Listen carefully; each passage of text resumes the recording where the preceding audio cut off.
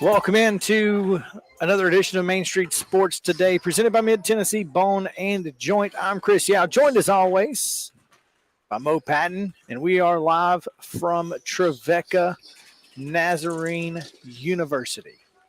The Moore Gym. The Moore Gymnasium. Glad to have you guys with us, and thank you to our hosts here at Trevecca, Greg Ruff and the fine folks here. Lawson Smith, former intern too, helping us out, doing his work while also hanging out and hanging on. So should be a lot of fun if we can find a way to put a headset on him at some point. It is Wild and Wacky Wednesday, and that if there was anything Lawson was good at, it was finding Wild and Wacky Wednesday stories. So I think he's got his laptop open over there. I think he's probably looking for a Subway story as we speak. No question there. We got a great show lined up for you. We've got a lot coming your way. Heather Williams joins us at 2:20 as she always does to talk NASCAR. We've got brand new Trevecca men's basketball coach Kevin Carroll is going to join us at 2:40 right here on the set. And we're also, that's right, we've got a chair and everything for him and a headset. So and a headset. There you go. And we'll also talk with Landon SECREST and talk a little NBA draft. That's tomorrow, right? It is tomorrow. Brendan Miller's out here making statements, and so I'm excited to talk about that. Yeah. You know, sometimes you can set yourself apart. Well, and youth is wasted on the young. There is that. So it's going to be a great show. We are looking very much forward to it. We have a lot to get to today. And, of course, the weirdest and wildest news from across the world will come your way in the final segment of the day. Yesterday, a lot of games played. Today, several games scheduled. So we'll tell you what those are and were on the rundown. This is the rundown. Major League Baseball action from Tuesday night. St. Louis with a 9-3 victory over Washington. Are these yesterday's? Mm-hmm. Not Mondays? Yeah, these are yesterday. These are yesterday. Okay. All right. St. Louis 9-3 over Washington. Chicago Cubs blanked Pittsburgh 4-0. Cincinnati with an 8-6 win over Colorado. Milwaukee defeated Arizona 7-5. The Astros with a 4-2 win over the New York Mets. The Giants defeated San Diego 4-3. And in Philadelphia, the host Phillies go down in the opening game of a 3-game series to visiting Atlanta 4-2. College baseball elimination day in Omaha as Texas Christian defeated Oral Roberts 6-1 and LSU blanked Tennessee 5-0. WNBA action last night.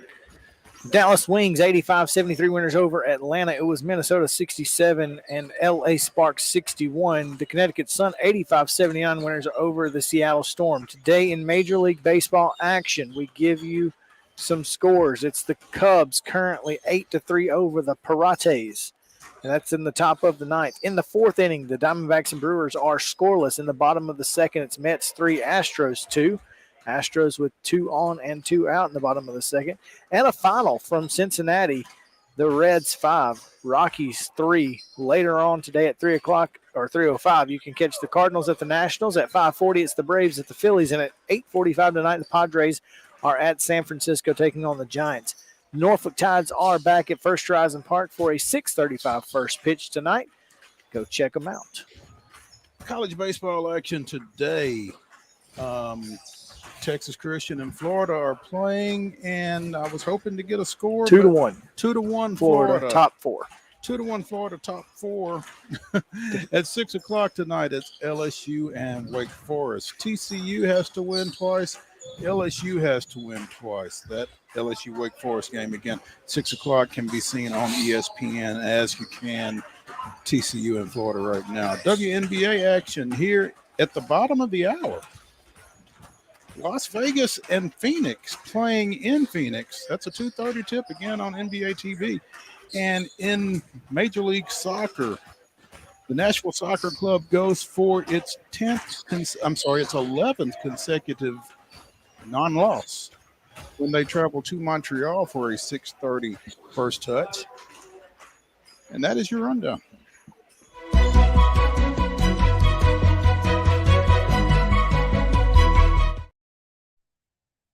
Mo, today's top story is brought to you, as it is each and every day, by our friends at Piggly Wiggly, Neely's Mill Shopping Center in Columbia. Make sure to go see Jody Shaw and the fine folks at Piggly Wiggly. They are hand-cutting meats every day. They're making delicious deli meals, hot plates, meat and 3 vegetables. However you want to get it. It is delicious each and every day, so make sure to check out their. If you look at their Facebook page, you can see what the menu is typically on a daily basis, so you can get, know what you want to get before you get there. Kind of like if we go to Nikki's West in Birmingham, you better know what you want before you get to the line, or it's going to be over for you. You'll get they'll send you so fast to the end, you won't have anything on your plate. Let's go. You don't want to meet. You must not want nothing. You don't know what it is. Let's go. I don't think they're going to do that to you at Piggly Wiggly, but they might. You do have the ability to know what you want before you go. So definitely do that. Top story today, just about an hour and a half ago. NCAA has announced a 3-game suspension for University of Memphis head basketball coach Anthony Penny Hardaway.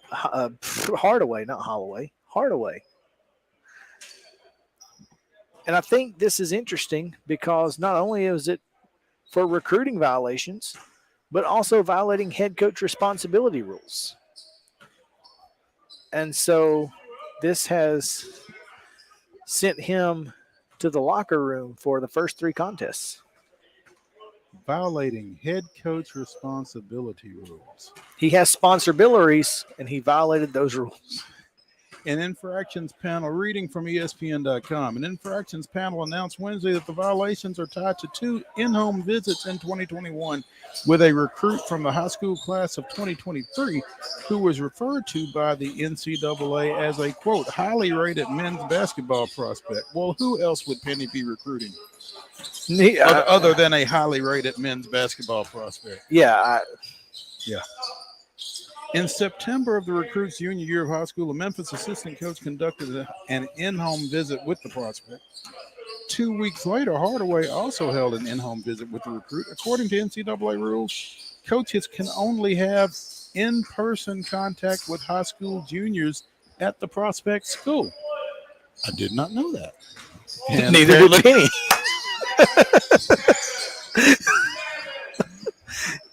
Well, apparently, ignorance of the rule is not a defense in the NCAA nor in actual legal situations. But the NCAA penalized Hardaway because of his involvement in the violation, as well as his failure to monitor his assistant coach's violation and failure to notify the school's compliance department before the visit. You know, how is that like? This is a problem. This is the compliance department should have access to your schedule. So Theoretically, I mean, to me, it just seems like that would solve a lot of issues here. well, coach, hold up. You're going to do what? Like, hey, I don't know if you know this or not, but listen, hey, you can go visit him, but you got to go see him at school. At school, not at the house. No. If he wasn't at school that day, sorry.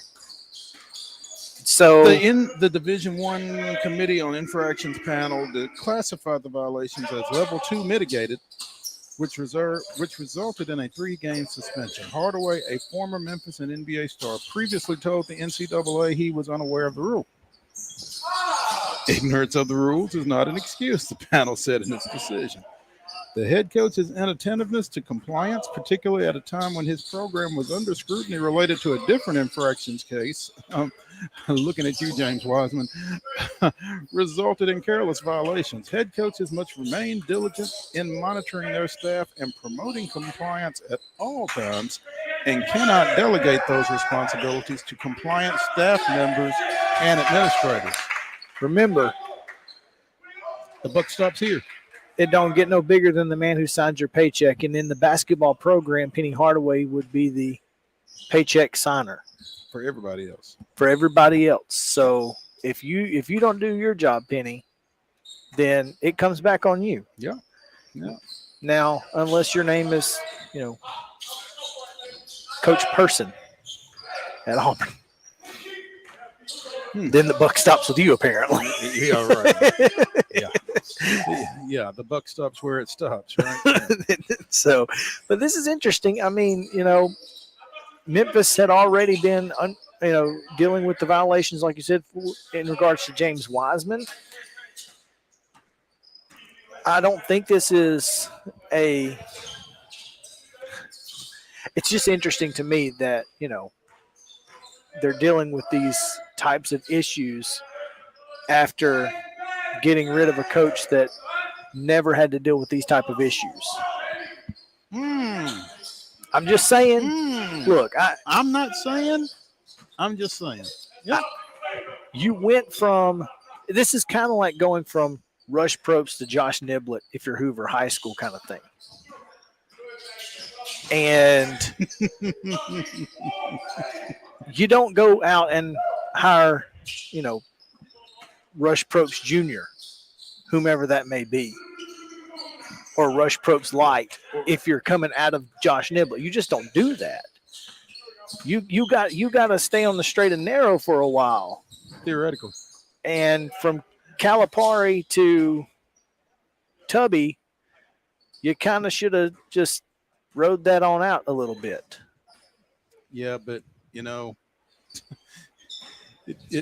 kind of reminds me of the spoken portion of Proud Mary. We don't do anything nice and easy. And that's the thing about Memphis is here. You're talking about a program who really cares a lot about its basketball program, and they put a lot of time, effort, and stock into that program. Mm-hmm. They feel like that's their bell cow. Mm-hmm. And perhaps, they subscribe to the Eddie Guerrero line of thinking. If you ain't cheating, you ain't trying. I don't know if they subscribe to if you ain't cheating, you ain't trying. I do think they subscribe to whatever it takes. Absolutely. And if that includes cheating, then hey, we ain't above bending a rule by any means necessary type thing. And look, this is a low level violation. This is not a big deal. It's only a big deal because of the Wiseman situation, and that's what they say here in the story. And the reality of it is a 3-game suspension to start the season. Let's pull up Memphis's 23-24 schedule real quick and see The just only who thing- that's involved. Well, the only thing that matters is if they're in one of those, tournaments. It wouldn't be that early.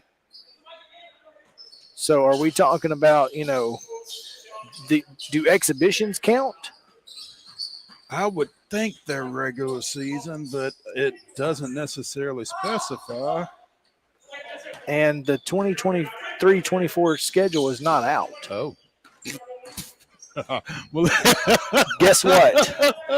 Those games, Rust College, Rhodes, and Trevecca, maybe. yeah, Maybe. they might should have waited till after the schedule was announced before they announced this. Yeah.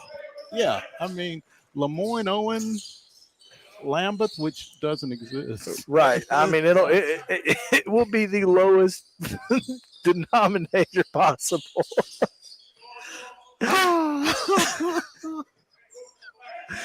We'll have to get Coach Carroll to comment on whether or not that he's received a phone call from Penny Hardaway at this point.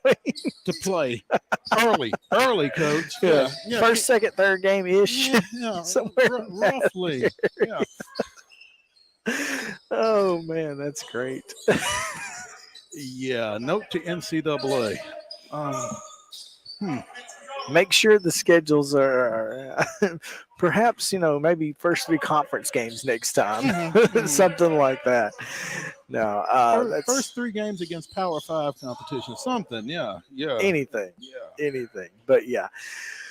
All right. Now that we that's fantastic. Oh man. Before we get out of here, Mo, let's talk a little bit about yesterday. Obviously, Tennessee and LSU in an elimination game last night, and you got to just tip your hat to LSU. They did what was necessary, but the fact is Tennessee did everything it could to not help itself. I didn't get to see a lot of the game, unfortunately. Jody and I were at a function, and so all I could see was LSU scoring single runs and Tennessee not. Well, I mean, it was 2-0 forever, and then I think they scored their last 3 in the 8th and 9th innings. Right. So Drew Beam had a great night. The offense just couldn't come through. The bats went cold. Obviously when LSU announced, the starting pitcher, you thought, okay, Tennessee ought to, hit this guy pretty well, and they did not in any way, shape, form, or fashion. And even when they did, they couldn't get the timely hit. Second, runners on second and third, but there were 2 outs, and then, bases loaded, but 2 outs, and just couldn't get the hit to bring anybody across home plate. And that was the difference in the game. I mean, the fact that they just could not get the timely hit. Yeah. A play at the plate. We've got an out that would have tied the game on a tough break there for the Horned Frogs. That's unfortunate. But yeah, Tennessee just couldn't get the timely hit, man. And the last out of the game, if you notice, was a oppo fly ball to the track from Columbia Academy redshirt freshman Tavares Tears. Just about sent one. Just about sent it.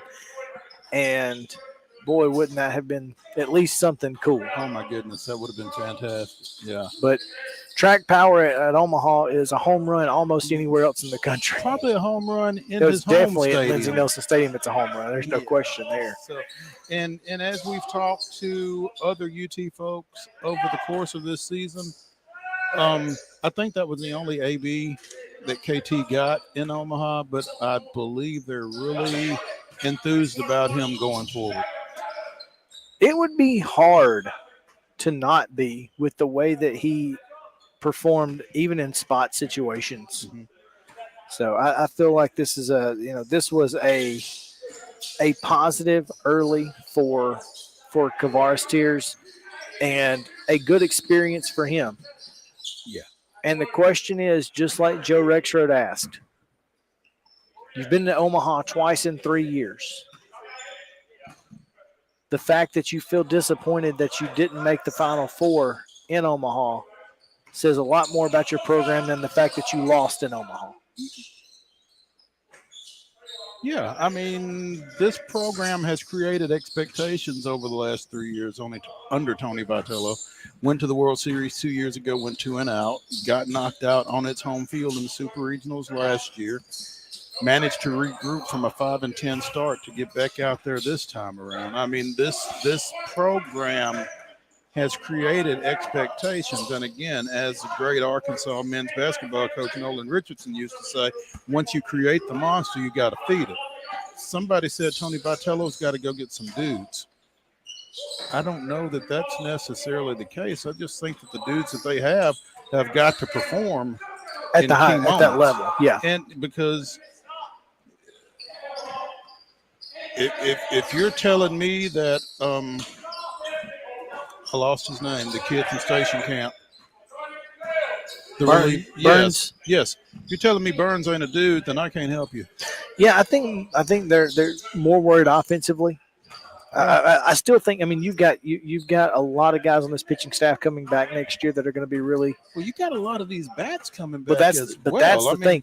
You're going to have one of the best pitching staffs, and now that offense that was really young this year is experienced. They've got Omaha experience. You feel like this next year's team should be equal to or better than this year's team. And even though this one overperformed, I think, to a degree, finishing, either 5th or 6th in the country, I feel like, a lot of folks are going to put some expectations on this team, and I don't know if that's good, bad, or ugly, but we'll find out. Maybe it's when this team has expectations on it that maybe they are not as well off. I mean, again, 2 years ago, or in 2022, they were number 1 all year.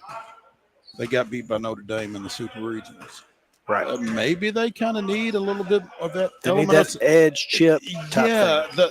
I don't know if it's an element of surprise. I don't know if it's an us against the world. I don't know what it is. Well, it ought to be us against the world no matter what, because everybody hates them, win or lose. Isn't that something? Not really. I mean, I understand the hate from outside Tennessee last year due to the dad he had and the flip-offs and all that. I mean, look, I liked it. I like it anywhere. I like it in any time, in any level of baseball. I mean, is it something that no one else was doing? Really? I think to that level, yeah. They took it to the extra step, and that's, look, I'm fine with it. Don't get me wrong. I'm fine with it. I think college baseball needs it. I think it's enjoyable. I think that there are objective college baseball followers that would tell you that Tennessee 2022 was good for college baseball. The energy that they brought. I think so too. I think I truly believe that, and I think that people that won't admit it either won't admit it or got beat by them. There you go. So let's take a break. Heather Williams standing by here, and we'll come back to Trevecca, and we'll talk NASCAR with Heather Williams of WCYB right after this on Main Street Sports Day, presented by Mid-Tennessee Bone and Joint. Stick around.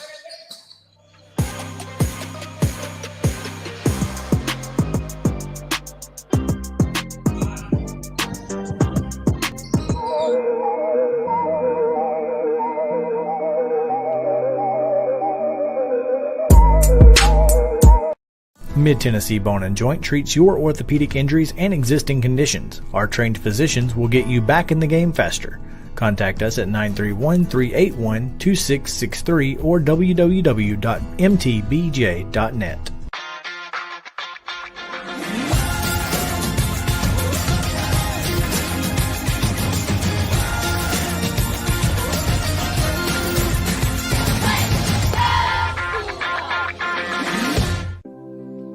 Custom Stone Handler supplies over 600 distributors and suppliers with quality stone products. Along with River Stone, we produce and distribute over 100 building, landscape, and other bulk products.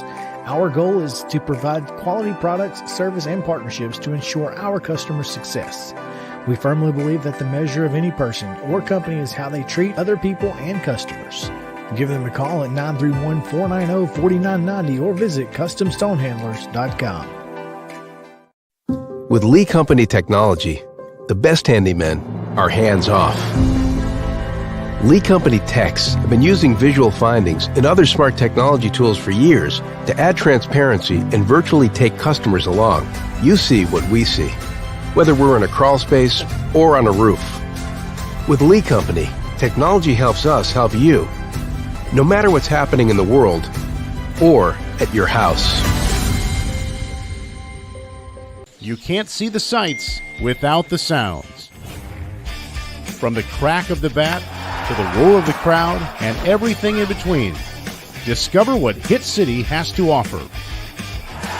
Spend your nights cheering on the Nashville Sounds at First Horizon Park with giveaways, fireworks shows, theme weekends, and more. Single game tickets are on sale now. Visit NashvilleSounds.com to claim your seat today.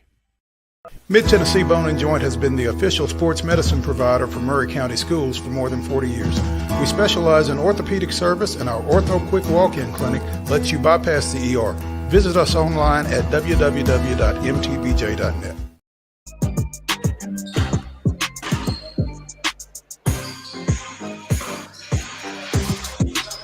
Welcome back in Main Street Sports today, presented by Mid-Tennessee Bone and Joint. Chris Yow and Mo Patton here with you on this Wild and Wacky Wednesday. The weirdest and wildest news from across the world coming your way later on with former intern 2 Lawson Smith joining us. Can't wait for that. But now we go to our favorite NASCAR See, you digging a hole. host. You are digging a hole. I know. Does I'm Bernie know you're saying this? Don't, yeah, I'm sure Crush Boy is watching and I'm in trouble. But Still, listen, next time he's on, he'll be our favorite. you're nothing if not fickle, right? Sorry, Heather. Favorite today, favorite when not you're so here. favorite tomorrow. I get it. Well, I mean, as we like to say, Heather, the best ability is availability. Yeah, I get it. Life. Como si, como sa. No, Heather, But is he in Charlotte right now for a big announcement that affects Nashville? uh-oh. Yeah, let's talk about that announcement. Huge news out of Stewart Haas Racing, but the worst kept secret in all of NASCAR. For sure. Hendersonville native Josh Berry is going to drive the 4 car next year, taking over for Kevin Harvick. And if people don't know the story behind Josh, it would be worth your while to kind of look it up. I'll give you the Reader's Digest version, but he's running at the fairgrounds. He's running some iRacing. He reaches out to Dale Jr. on iRacing and is like, will you take a look at my in-car camera? Dale says, yeah. One thing leads to another. All of a sudden, he's living with Dale's mother in Charlotte, running late models for Dale Jr., and then he starts running Xfinity Series races, wins a race, starts filling in for Hendrick Motorsports, and today now is announced as a new driver for the number 4 car. And he's an older driver to be his first crack at Cup. So, I mean, just really a great story of perseverance and going after what you want. Well, one of my favorite quotes from Tony today was talking about how he didn't want to have a pay driver. So, and a lot of folks talking about that today, and I'm interested to hear your thoughts on, what it means for, NASCAR to obviously be looking more at talent versus, what someone can contribute, monetarily to a program. Well, not just NASCAR, but the average fan, you and me, everybody. I mean, it gives us hope, right? I mean, so many people, whether you work in TV and people talk about, oh, it's who you know, not what you know, or radio, same thing, or you're, the person selling houses trying to get in to make the big sale. I mean, the fact that you can make it just on your hard work and your effort and not your connections and your money, it gives hope to everyone, right? And Josh's story is that, American dream realized type stories. So, I mean, yeah, it's great for him and it's great for the sport. Heather Williams here with us on Main Street Sports today, presented by Mid-Tennessee Bone and Joint. Heather, obviously this is a huge week. It's Ally 400 week. It's night race in Nashville. what went into the decision of making it a night race? I don't know for sure, but I'm guessing the combination of how hot it can be this time of year in Nashville, along with the fact that last year's race accidentally ended up being raced under the bright lights, and it was such a good race and such a success that they decided just to put it on the schedule at night would be my guess. I hadn't really heard anything tell, but I mean, I think that the temperatures in Nashville potentially in June, although not this year, because I guess summer just isn't a thing anymore. But I think that's had a lot to do with it. Heat and concrete don't mix Not very well. well, especially if you only have a certain amount of tires you can use. So Right. that makes a lot of sense. And you know, and one of the big issues, of course, is this the first year that SMI? This is the first SMI led race, they right? technically took over like 2 or 3 weeks before. Yeah, this is the race first last one they've year. had a chance to. This is the first one they've had a chance to like do and direct, and PRN will be calling the race as opposed to MRN, like all of those things that come with SMI. This is the first year that that's in effect, and I think both groups do a great job with racing, but I think that fans will see a difference because they just have a different philosophy in how they tackle the fan experience, for lack of a better explanation. Well, this is always this is exciting for Nashville or Gladeville, whichever you prefer, and NASCAR seems to like being here, and this is the third year I think that Nashville's had its race back, and doesn't feel like it's going anywhere anytime soon at this point. No, NASCAR definitely wants to be in Nashville. Even before they started racing there, I know being in Tennessee that the folks in Nashville were always trying to get my help to get connected with people in Nashville for more racing coverage, to get things built up. They really wanted to put the banquet there. When it was there, they really have always wanted a race there.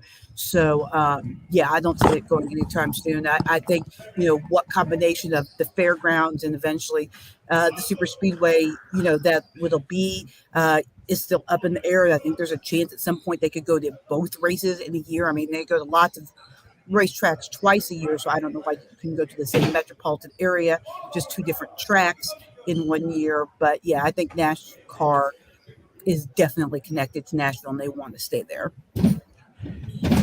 Heather Williams, our NASCAR analyst out of WCYB TV in Bristol, joining us here on Main Street Sports today, presented by Mid-Tennessee Bone and Joint, as she does virtually every Wednesday. Obviously, Heather, the big thing this week is, again, the Ally 400 coming up at Nashville, Gladeville. But this is a big week for a local driver, Hendersonville native Josh Berry. It was announced earlier today is going to replace Kevin Harvick in the number 4 car next season. No pressure there. No pressure at all. But I mean, he's an older guy. He's an experienced guy. That's what, when I was finished up the announcement here, I mean, that was one of the things that Tony was talking about, is he likes the fact that, Josh is a little bit older and a little bit more experienced. And, I think that'll serve him well in taking over for a guy like Kevin. I mean,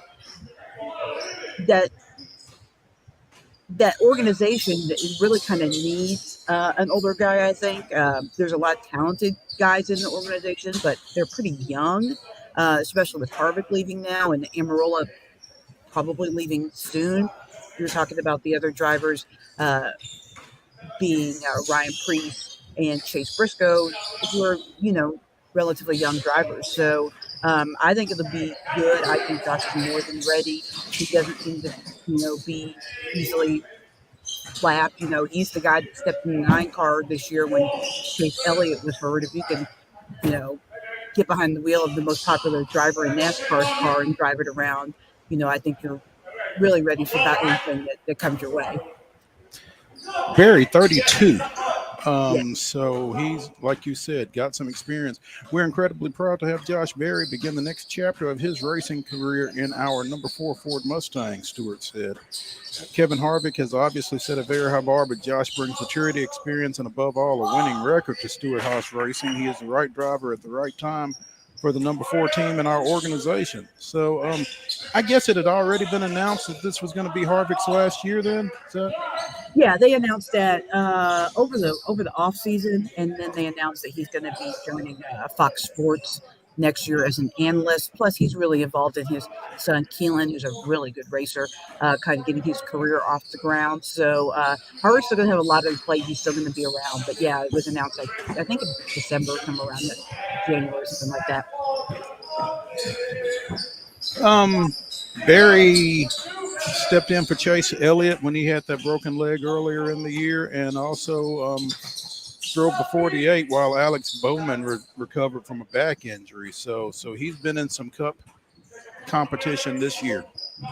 Yeah, and performed well. I mean, he raced his way into the All-Star race by winning the Open. You know, the 48 car was going to be in the All-Star race until Alex Bowman got hurt. So you talk about pressure. Here's a team that thought they were going to be in the All-Star race. Is it because their driver is injured and they've got a substitute driver who isn't a full-time Cup Series driver? So he has to race his way into the All-Star race, does it, sits on the front row of the All-Star Open, dominates the Open really, and races his way into the All-Star race. So, I mean, he knows what pressure is. He performed really well substituting in the 9 and the 48 this year. So, he knows how to make the best of the opportunities that are in front of him, and I expect this to be no different for him. This is not the only news coming out of Stewart Haas Racing this week, Heather, as they did a little crew chief shuffling. Yes, by necessity, I think, more than anything, but yes.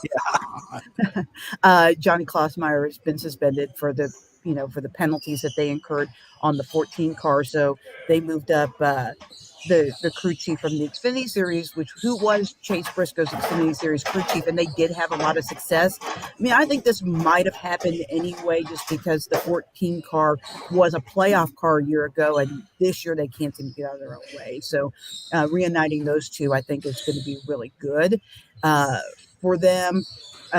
Just as far as maybe trying to get a little mojo back for Chase Briscoe. That combination of Briscoe and Klossmeyer, I mean, they are more than capable of winning races. They did last year. They were very competitive. They were one of the top guys in the first couple rounds of the playoffs, but they just haven't had it this year. So I think overall this will probably be good for them. Interesting.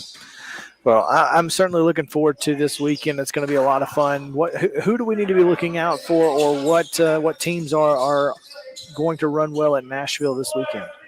Well, I would say the Toyotas. They were very strong last year when we went to Nashville.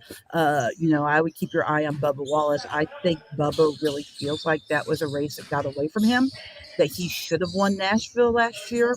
And so I think he will come in with that as his sole purpose to get the run that got away from him. So I would expect for him to be strong. He was running really well heading into the off week.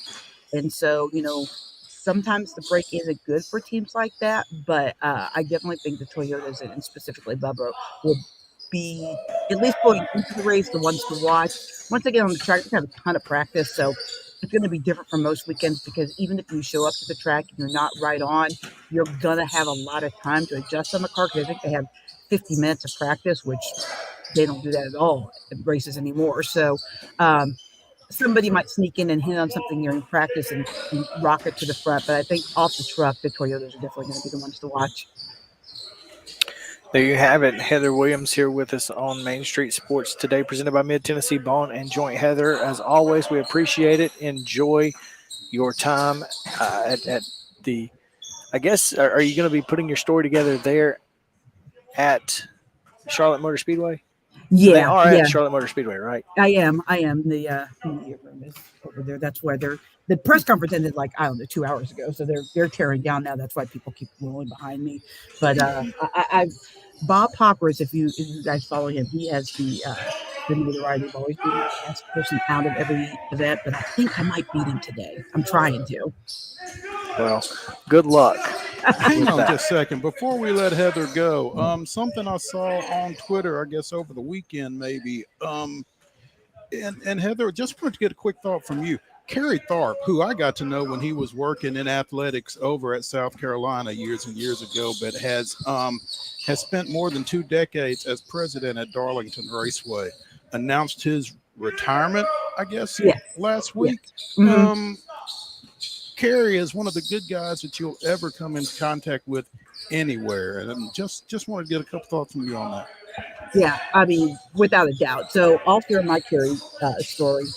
He was working in NASCAR PR when I first got into covering racing 20 years ago. And Dale Jr.'s last race in the 8 car at Talladega, I was there with my big old camera by myself, like I always am, schlepping around, trying, and everybody, Dale had wrecked out of the race and everybody was trying to get interviews with him. So we're all waiting by his car hauler. Kerry walks up to me and he's like, "Are you by yourself?" I said, yes, sir, I am. He's like, "I'm going to bring Dale. I'm going to sit him right here in front of you." And he did. And I thought that was so cool because those people that have met me in person know that I am vertically challenged. So if I go get in the front row of an interview, I'm getting it. So for him to see that and be aware and help then, because this is almost 20 years ago, young reporter in NASCAR, out like that, I thought said so much about him and who he is, and he's been such an asset to the sport of NASCAR, both in his role as in PR for NASCAR and then at Darlington and promoting that historic track. He's going to be missed, but I know he's probably looking forward to not spending so much time at the racetrack. Understandably so. Again, Heather Williams at WCYB_Heather joining us here on Main Street Sports Today, presented by Mid-Tennessee Bone and Joint. Heather, as always, we appreciate you and look forward to getting your thoughts on this weekend next Wednesday. Yeah, I wish I could come up there, but I'll be watching on TV and deep interest because I do love that area and I do love that track for sure. Well, we wish we could see you as well, but we'll catch you next time. Yeah, And, for sure. Have a safe trip home from Charlotte. Thanks, guys. See you next week. Thank you. All right, we'll be right back to the Mobile Lee Company Studio, Mo. And we'll be joined by Trevecca men's basketball coach Kevin Carroll when we come back on Main Street Sports Today, presented by Mid-Tennessee Bone and Joint. Stick around.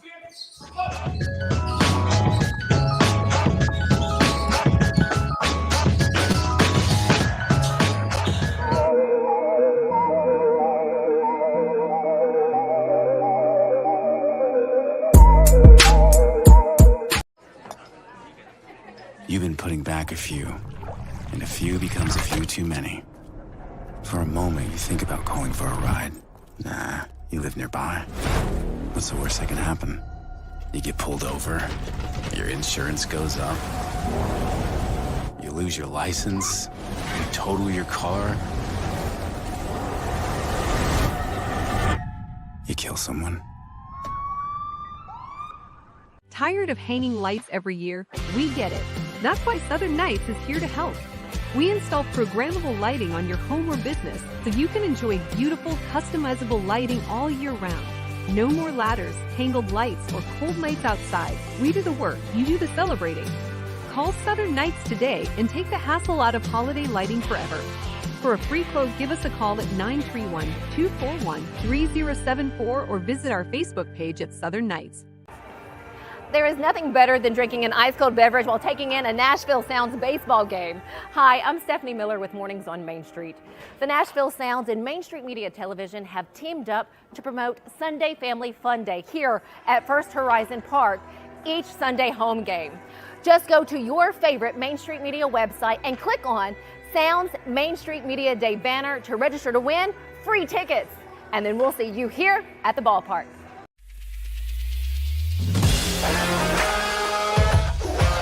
Hockey in Music City just hits different. It's one big honky-tonk party. It's the sea of gold in the crowd, the goals, the saves, the celebrations.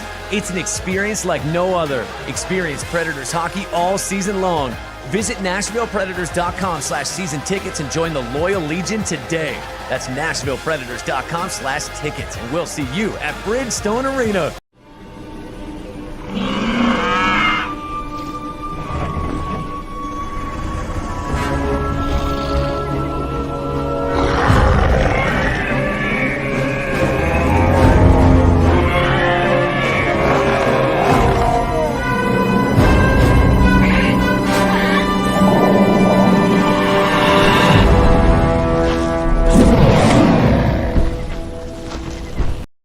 I'm so excited about this new show.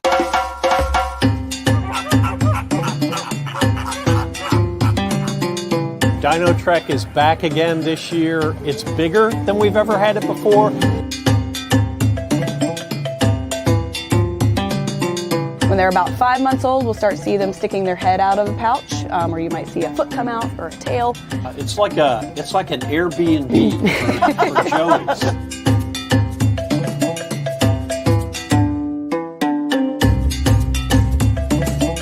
Now, you're not going to see all three of them together because cats in general don't get along unless it's time to get along, if you know what I'm saying. Yeah.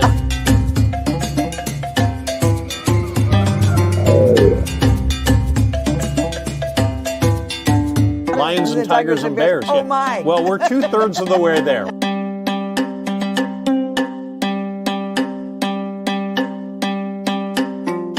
It's animals, nature, and fun. That's what we're all about. But during that time, we hope that you also learn something, that you're inspired to want to learn something. What's new at the zoo with Jim Bar 2.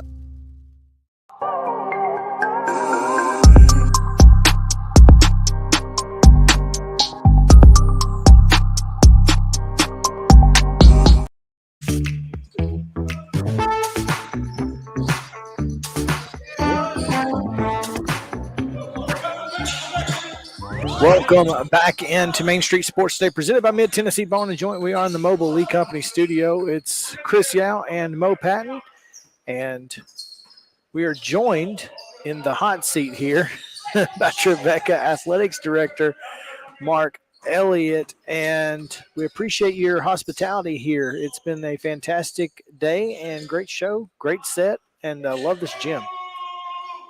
It's a classic. I think you'd ask a lot of people who've played in here before, and they go, "This could be an intense place to play, right?"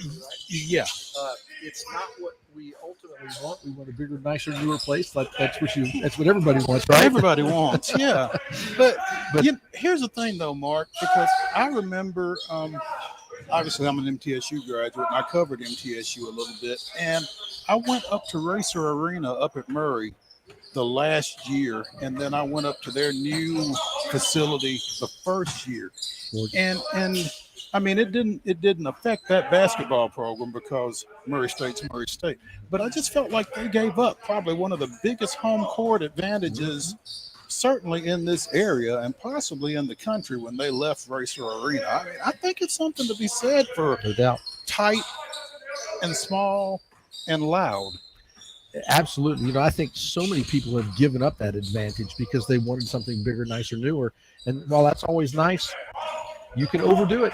And I think people at Thompson Bowling Arena found that out, right? They cut it back because they missed some things that they would have liked to have had. Yes, it was as big and as spacious and cavernous as rough, as rough, but it also was quiet and it didn't have the atmosphere. So yeah, anytime we want to build something new, and you take a look at schools like Liberty, like Auburn and Ole Miss, they built something that was smaller but more intimate to get that home court feeling. Yeah. Mark, Kevin Carroll standing off to the side there. We're hoping to try to get him in before the end of the show as well. But you made a basketball coaching change late in the regular season, and ultimately it resulted in Kevin's arrival. And no pressure for him when you look at the women's basketball coaching change and how that worked out for you guys this year. It worked out great. Not only did it work out great in the wins and losses, but just the class that Karen Booker brought into the program, and the name and what we wanted to have with our program was she just checked all the markers, right? And so we're really grateful for her work, grateful for Cyrus, her brother's work. The team just responded really, really well. So as you said, no pressure for Kevin, right, to do the same thing. Right, but, right. They went undefeated at home and made it to the second round of the NCAA tournament, which was a vast improvement. So we're grateful for her work and grateful that she's here at Trevecca.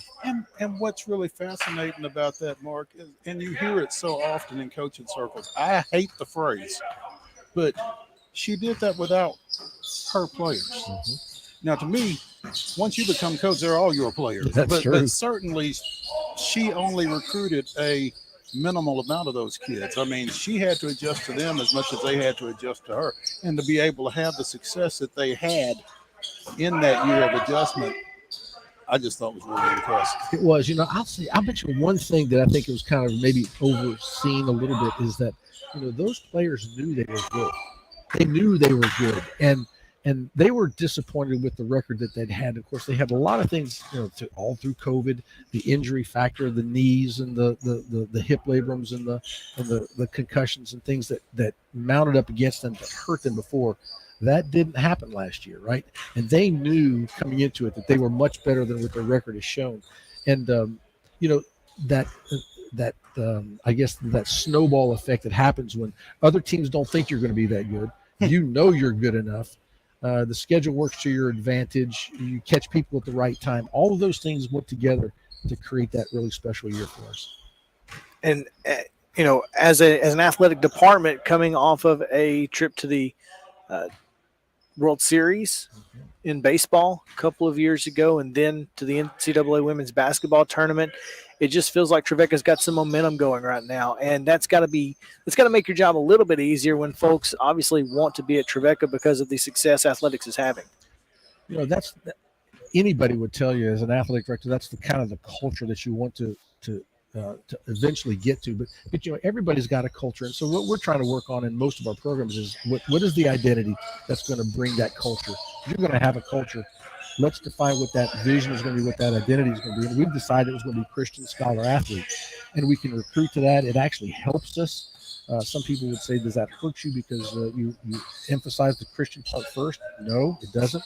It actually makes it easier for us to recruit because we can now target people maybe a little bit better instead of that shotgun approach where you just blow a shotgun out there. Now you're shooting with a long rifle. You're going to go pick that one, that one, that one, that one.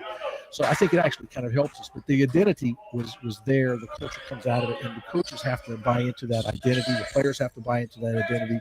And ultimately, that's what gives us our culture. So the culture right now, as you pointed out, Chris, is good. We always want to get better. We always want to get better players, et cetera, and perform better. But this is a good place to be right now. It really is. Mark Elliott, the athletics director here at Trevecca Nazarene University, joining us on Main Street Sports today. And Mark, being here in Nashville, and you being a Vanderbilt graduate, you've been familiar with this city for a long time. How does that help Trevecca being here? I mean, when you look at all of the collegiate institutions that are here in this town, just from an athletic perspective, from a recruiting perspective, that kind of thing.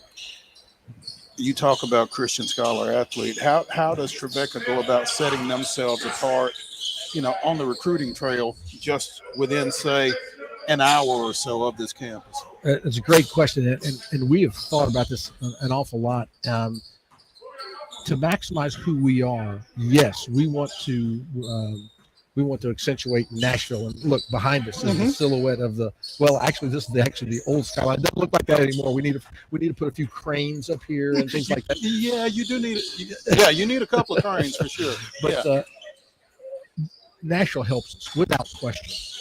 I tend to like the fact that Tennessee State, Vanderbilt, Belmont, Lipscomb are here because we can do this a little bit uniquely. We're the only Division II program within about 200 miles in any direction, right? And we know that Belmont and Lipscomb, they're recruiting on a little bit different level than what we are. But some of the athletes that are going into the lower levels of Lipscomb and Belmont in Division I, we're trying to convince them, come to Division II, play against really good competition in Nashville at a private Christian school where you can exceed and you can play. And that again, that's part of that long rifle attempt to recruit people who fit that mold as best as we possibly can. So yes, Nashville helps without question. It's the it city. We have a great curriculum for majors if that's where you want to come, and all the opportunities that Nashville gives you. A lot of people want to come. But I will tell you this, as we were trying to find basketball coaches, other coaches that we've hired, soccer coaches, etc. We do get an awful lot of coaches that basically say, I've always wanted to coach college athletics and do it in Nashville, Tennessee. Well, I'm grateful for that, but I really don't care to further their career just because it's in Nashville. They have to want to come to Trevecca for what Trevecca stands for.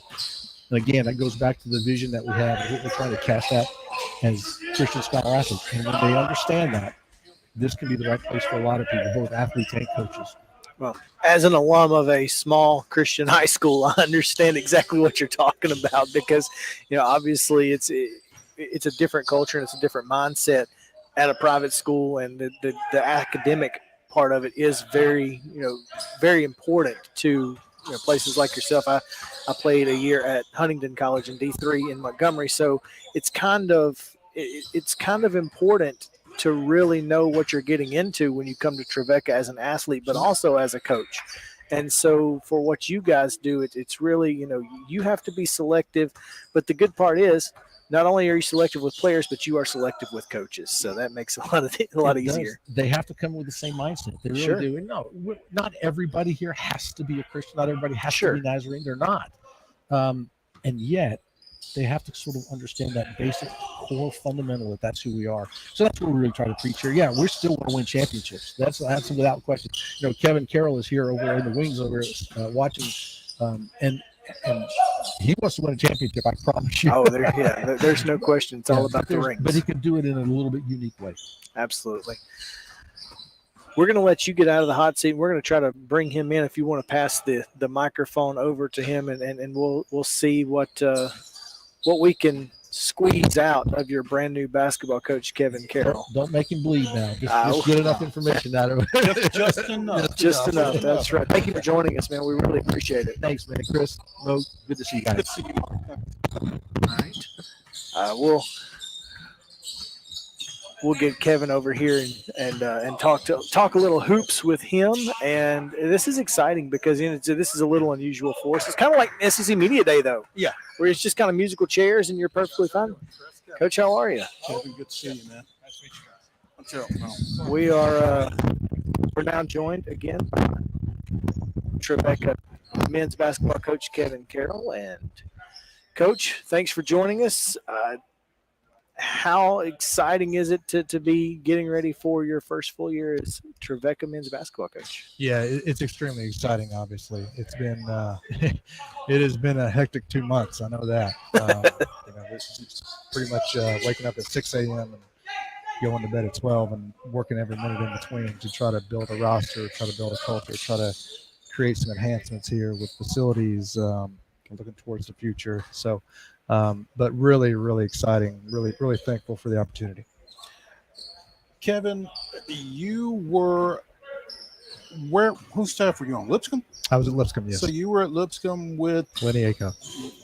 Now, had you been with him at UAH as well? I had. So we go back close to 30 years, I guess now. So I've known Coach Acuff since I was 16 years old, and he recruited me, and I played for him at Berry College. For my freshman year of college, and then he left after that year to go be the head coach at Alabama Huntsville, which he was there for 22 years prior to going to Lipscomb. So he gave me my only college scholarship back when I was 18 years old. I was a high school head coach for a couple of years, and he gave me my first college assistant job, and he gave me the opportunity to come back to Nashville and kind of rebuild the Lipscomb program. 4 years ago. So he's obviously been someone who's meant a lot to me over my career, not just in terms of style of play and things of that nature, but more so just in terms of things he's meant to me in my life. When you talk about someone that you've known for that long, been around for that long, obviously you pick up a lot from him. What will we see out of Lenny Acuff on the floor here at Moore Gym this fall? Yeah, I think the easy thing to see will just be a similar style of play. He's a legend in the coaching circles, and especially on the offensive end in terms of how his teams have always been one of the most efficient teams in the country on that end of the basketball for sure. So I think the easy thing is people say that, but more so it's really just the culture of the program and what it's based on and what it's built around. Those things are, the winning and the championships, and he's won over 600 games as a Hall of Fame coach. But really that's secondary to really the lives that he's impacted and changed, and that will be the mainstay of our program. Now, when you look at this roster, and obviously you see the success that this team had late last year, obviously they had struggled most of the year, but they did have some success. Got a little momentum coming into this year. How do you feel like that plays into obviously your first year here? Yeah, I think one thing the previous coaching staff did is they built a phenomenal culture of servanthood, a phenomenal culture of selflessness and unity. I think they were very young. Probably need to improve, some personnel at key positions or whatnot. But they created a real jumping on point for our team going forward. A lot of the same things that our culture is going to be based around and built around. I think there's just been, I think there's been a lot of excitement between the guys and our staff. I feel like we've all kind of hit it off pretty well. Of course, I haven't assigned who's starting and who's playing X amount of minutes and stuff like that. So everybody seems to like you when you haven't lost a game and you haven't played them and you're playing them, or not. So, but I think it's been just a really great, like I said, jumping on point thus far with what we're trying to build. Coach, where do you feel like Trevecca fits in this conference right now? Do you feel like this is a program that's on the rise, or are you rebuilding? Are you trying to find, again, like you said with Mark Mo, your guys, or are these your guys? No, they're all my guys. I mean, now we've brought in 7 new players thus far to our roster, so it will probably, some things will probably look a little bit different, and it'll be interesting to see, what it looks like in the fall when we get everybody here. There will probably be some change in roles, I would imagine, just from one year to the next. That usually is the case, and our ability to get our team unified, headed in the same direction, will ultimately determine our success this year. I have a and in today's college basketball, it's really hard to have a plan, because from one year to the next, so many things change. And probably my greatest strength could be my greatest weakness, in the sense that I have a pretty vivid plan of how I want to build this and what I want it to look like. When I was the head coach at Maryville, St. Louis, another Division II school in St. Louis, we played in that time in the top Division II league in the country, the Great Lakes Valley Conference, which now has 4 teams in that conference that are now Division I. And at that time, we were one of 4 Division II schools in the greater St. Louis area, and we were 1 year removed when I got there from transitioning from Division III to Division II. So the best players in St. Louis, best Division II players, had no interest in going to Maryville, and they had not had a lot of success. I think they won 3 games the year before I got there, and so we had to change that perception. We had to change. We had to have a plan on what we were doing, and by our 3rd year there, we'd won 23. We finished 2nd in the division behind the team that won the national championship that year. We beat a team that had won the national championships 2 years prior. We had, won 20 games for the first time in 35 years at that school. We did some things, but it took a plan. It took guys buying into a certain culture. It took, finding that chemistry, that unity, that connectivity that goes into making something happen that hasn't happened before. And so when I was at Maryville, looking at Bellarmine, for example, who was in Louisville, the only Division II school in Louisville, looking at University of Indianapolis, only Division II school in Indianapolis, Lewis, only Division II school in another metro area, Chicago. I always used to say to myself, man, if you could just get to a Division II school where you're the only show in town, man, you can do some damage. And that's our goal here. That's our goal here. Congrats, you found one. Yeah, exactly. So it's like, and we're in one of the hottest cities in the country. I can't tell you how many guys who have probably in the past wouldn't have considered Trevecca have shown interest, and how many guys, I'm running a few minutes late here because we just had a kid in here for a visit who is a really good player.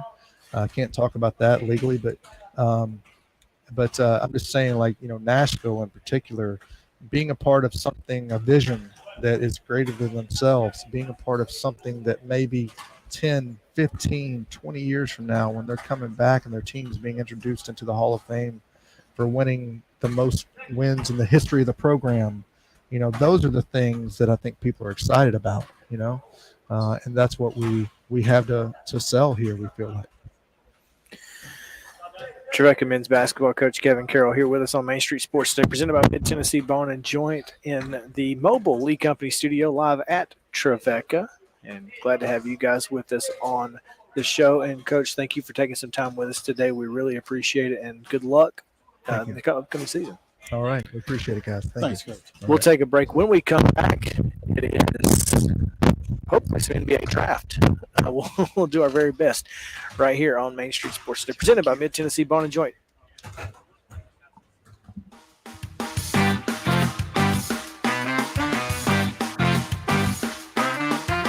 Coach, we appreciate you. Mid-Tennessee Bone and Joint treats your orthopedic injuries and existing conditions. Our trained physicians will get you back in the game faster. Contact us at 931-381-2663 or www.mtbj.net. With Lee Company technology, the best handymen are hands-off.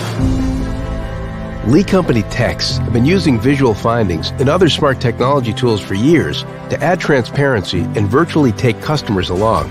You see what we see, whether we're in a crawl space or on a roof. With Lee Company, technology helps us help you, no matter what's happening in the world or at your house.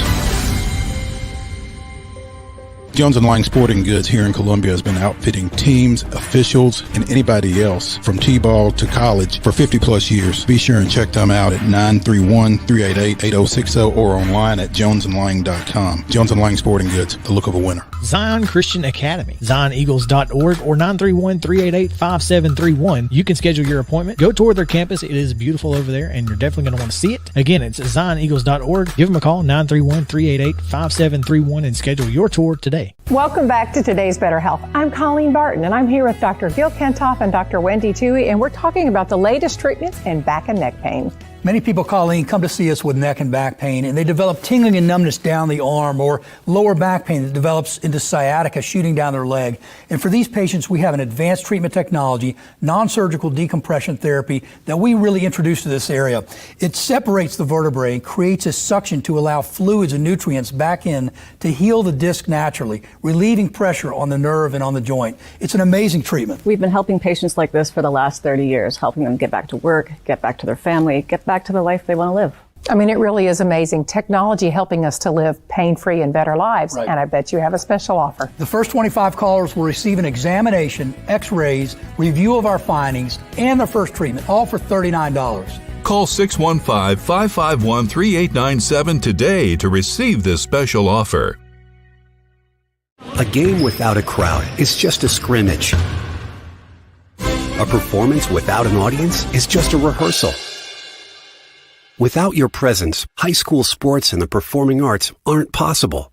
Ensure that these essential extracurricular activities continue to enrich the lives of students in Tennessee. Purchase a ticket to your local high school's game or performance. This message presented by the TSSAA.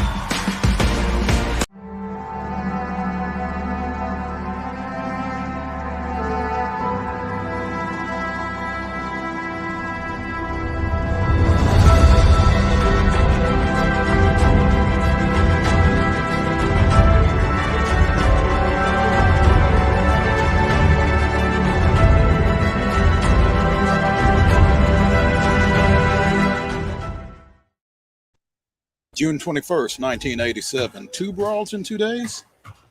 2 brawls in 2 days. Reds outfielder Tracy Jones went out after he was struck by a Jim Acker pitch in the 8th inning, and Acker came down from the mound.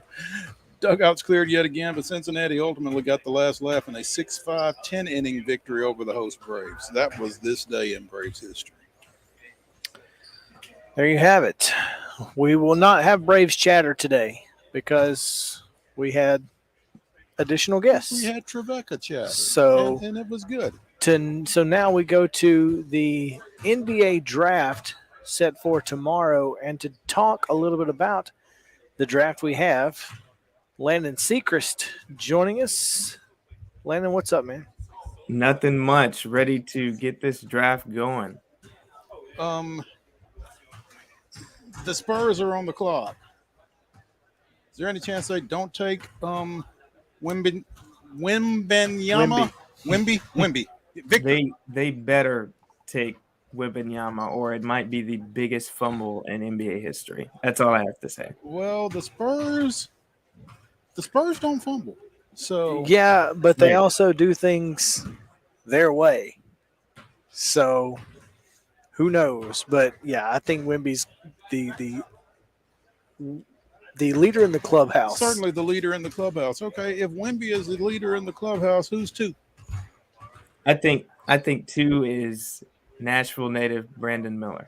Okay, I think he's 100% going to go two tonight to the Charlotte Hornets.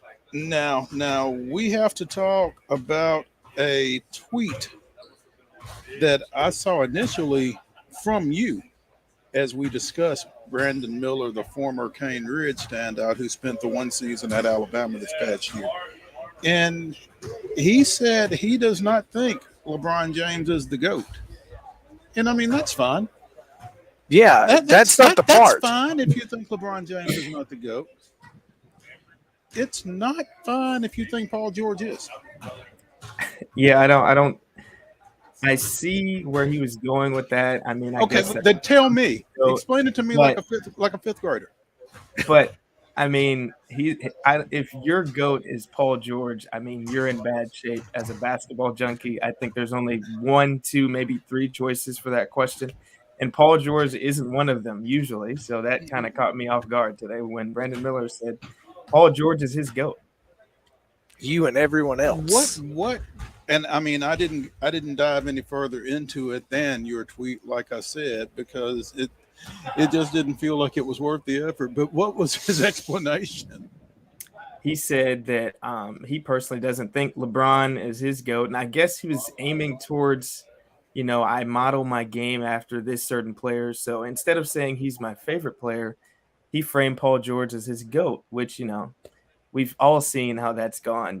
That's not something you say when, the likes of Jordan is potentially going to draft you and LeBron James is still playing. And, Paul George is not in that conversation. Now, well, here's the thing is I don't guess Michael Jordan is going to be drafted. I don't know if he's going to be drafted or not. Maybe he was trying to talk his way out of going to Charlotte. Hey, we've seen that happen before. Because Jordan might have taken that personally. Charles Barkley tried to do, some sneaky stuff to not get drafted by Philadelphia, and they drafted him anyway. Yeah.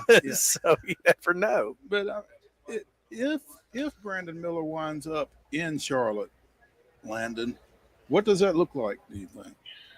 I think it'll be a great place for him just because he can create off the dribble, and obviously he can shoot.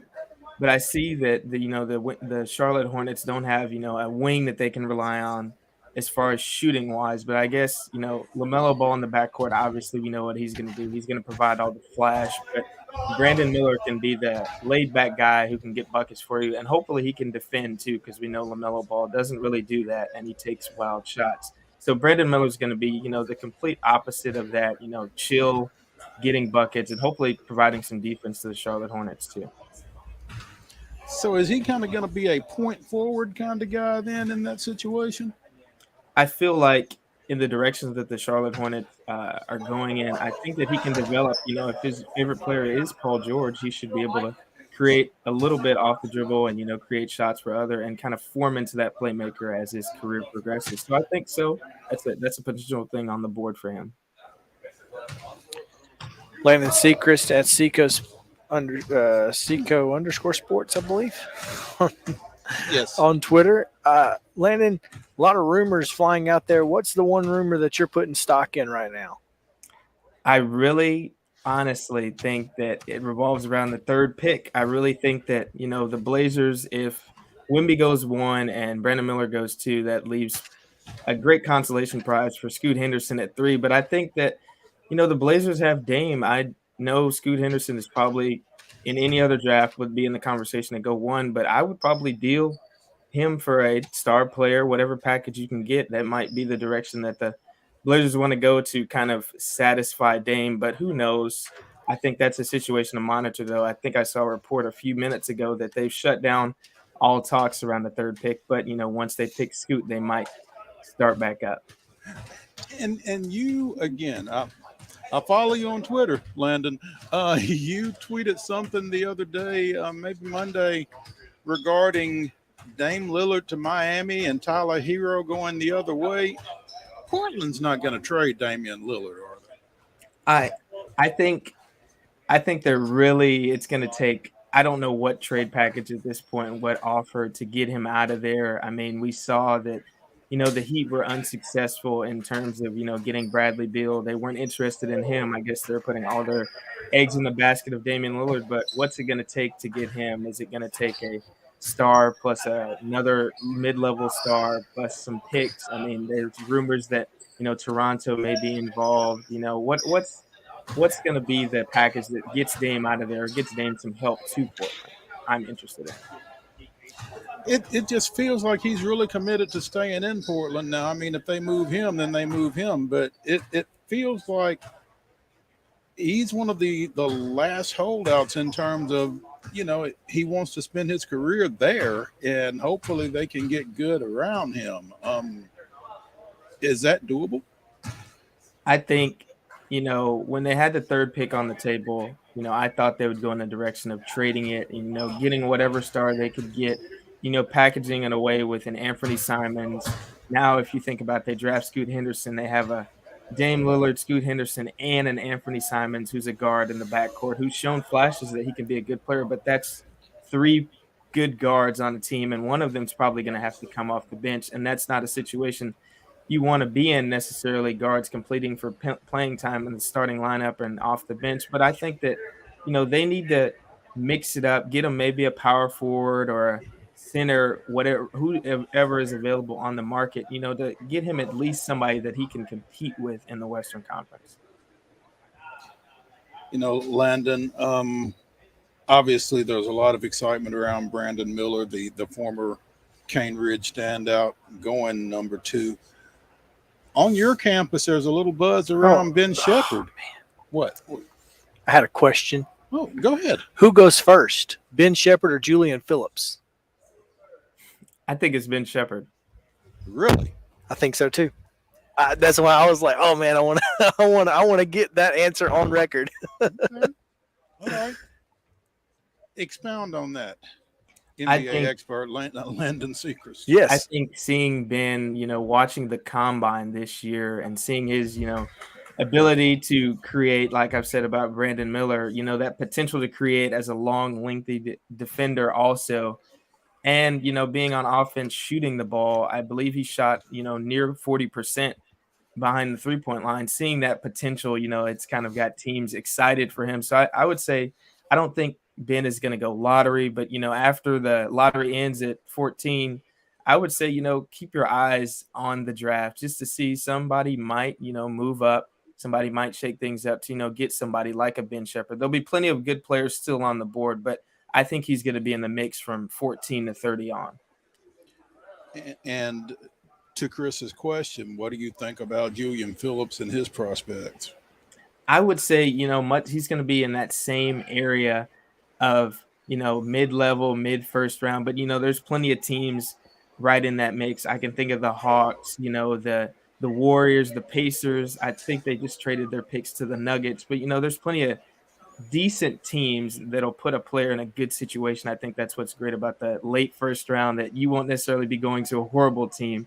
And I think that's a good situation for Julian, being from a Tennessee team that's good, has been in the mix, and he won't be going to a horrible situation where he has to kind of retract everything that he's been developing so far.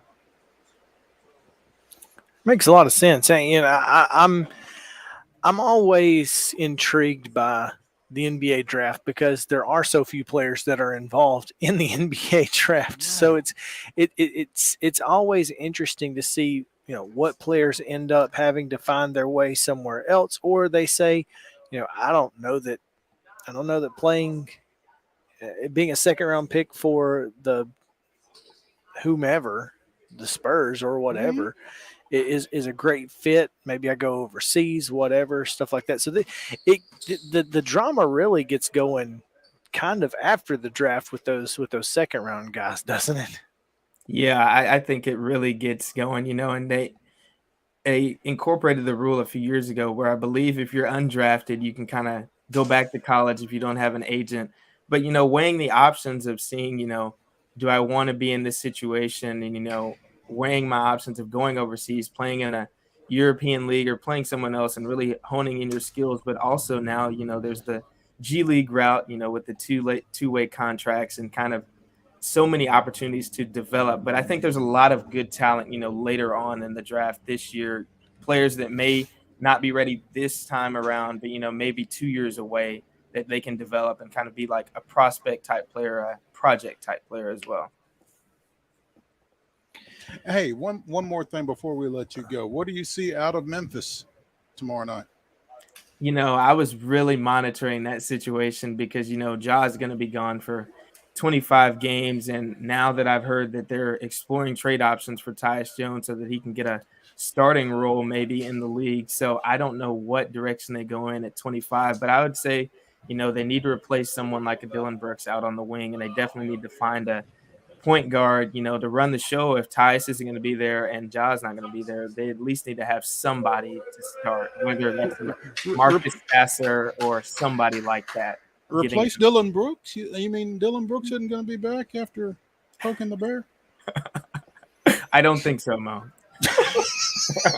Yeah, go figure, huh? What do you replace Dylan Brooks with? That's the question. Somebody who can keep their mouth shut and play. Well, I mean, 100%. obviously, if they can't shoot, you're not losing anything. So there's that. Right. So you just got to find somebody who can play defense. I don't know. It should be interesting. Obviously, Memphis is a unique situation because they've got to deal with 25 games without their best player. So, Landon, we appreciate you taking time with us. Looking forward to the NBA draft. Should be a lot of fun. Looking forward to talking with you again soon. Hopefully, we can get some reaction from you next week sometime. Thank you so much, Chris and Mo. Thanks, man. All right, man. All right. I don't see intern 2. He's lurking. Intern 2. There he is. See? Told you. He's lurking. Grab that headset and come sit down, my friend. Yeah, it's time. It's wild and wacky time. It's time. Listen. This is former intern 2 Lawson Smith joining us. Going from Landon to Lawson is very difficult in my brain. I just want you to know that. I almost called him Landon again. But Lawson has long been a staple on Wild and Wacky Wednesday. And so, I got to turn you up. That's right. I apologize. I had to turn it down a minute ago. But yes, your triumphant return now to Wild and Wacky Wednesday, and you've got a heck of a story for us. Yes, I can see his screen. Oh gosh, here we go. It's triumphant. All right, the floor is yours. I got this with the assistance of my boss, Greg Ruff, and it's been a rough day for Stephen F. Austin Bowling, as this morning their bowling assistant coach is out of a job after it came out that he had a relationship with a student athlete. It only gets worse when it came out that his wife is actually the head coach of the bowling team. Can we just talk about the headline from the local paper, though? I'm trying to find it. Spare relationship causes awkward split. Maybe the headline writer of that took the week off. That's what they said. At _ Danny Davis, headline writer took the rest of the week off after publishing this one. It only gets worse when you see his response. Oh, yeah, this is fantastic. You got to tell us this one. I knew it was kind of a no-no, but there's not a rule saying that it can't happen. There's not a law saying that I'm going to jail for doing something like this. There's nothing in stone. I guess it's just an ethics code. Like, we frown upon it. Okay, first of all, it is in fact etched in stone. Literally, thou shalt not covet was etched into a stone tablet. I'm just telling you this. I hope he's got a good attorney, because losing his job ain't the worst of his issues. Nope. 12 years ago, Mo, was the infamous motorcycle accident. And just so happens, I don't know if you guys know this, but the rest of that story is the volleyball player or assistant, whatever she was, ended up marrying the fiance, and they now have 3 kids. Despite motorcycle gate. Oh no. So I'm just saying this may not be terrible. Must be love. It must be love. Goodness. It must be love.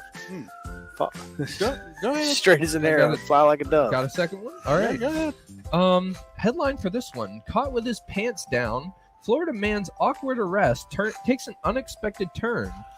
Florida man David Romero, who had a warrant out for his arrest for on third-degree grand theft charges, was arrested in the Target parking lot. Of course, it was Target. And when the deputies ordered him to step out of his truck, he was pantsless. No, his pants came down because nobody wants to fight the naked man. Even worse, some of the shoplifted contraband fell out of his pants. Oh, and that's he brutal. was caught on camera stuffing his pants with products from the Target. That's brutal. That's brutal. Always Man, Florida, dadgum Florida, man. Always. Well, I think my favorite story this week is actually Kentucky man. Oh, really? Or former Kentucky man. Okay. Born and raised in Kentucky in 1963, a state that has been recently leaning toward more liberal values, we might add, Jamie, a divorcee, father, grandfather, and proud owner of a few lots in the trailer park, had enough and up and died on us on June 14th in order to avoid another presidential stolen election mishap in the near future. As a gluttonous eater of fried foods and snack cakes, as well as the occasional chili cheese dog, James tried in vain to give up the ghost by clogging his arteries and having a stroke in 2015. His twin boys, Rocky and Rodney, had other plans and made him go to the hospital. While waiting in the ER at the hospital, he was heard saying, "Let's make a break for it," only to be heard by the hospital staff and forced to go through the procedure. He wasn't too excited about the prospect, but went anyway.